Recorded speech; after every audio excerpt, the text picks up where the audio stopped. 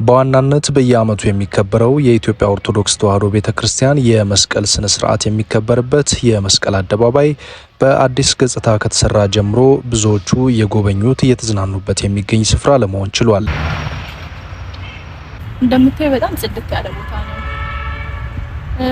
ልጆችን ወይ ጓደኛም ሊሆን ይችላል የፍቅር አጋርም ቢሆን እዚህ መተህ ልታወራበት፣ ልትዝናናበት፣ ሀሳብን ሼር ልታደርግበት የሚችል ቦታ ነው።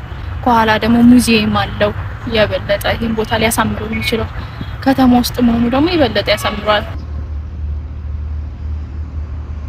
መስቀል አደባባይ ከሃይማኖታዊ ስነ ስርዓቶች በተጨማሪ ልዩ ልዩ የፖለቲካ መልእክቶችና ስነ ስርዓቶች እንዲሁም ትዕይንቶች የሚከናወኑበት ታዋቂና በሙያቸው አንቱ የተባሉ ሰዎች ህይወታቸው ሲያልፍ ሽኝት የሚደረግበት እንዲሁም ልዩ ልዩ የሙዚቃ ድግስና ዝግጅቶች የሚከናወኑበትም ጭምር ነው።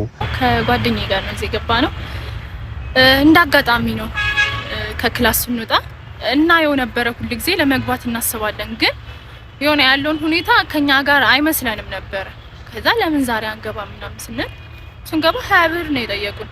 እኛ በርግጥ ከሩቅ ስለምናየው እንደዚህ አልመሰለንም ነበር። የመጀመሪያ ጊዜያችን ነው ግን እንደ መጀመሪያው ጊዜ በጣም ደስ የሚል የሚያስደስት ጊዜን ያሳለፍነው ከጓደኛዬ ጋር።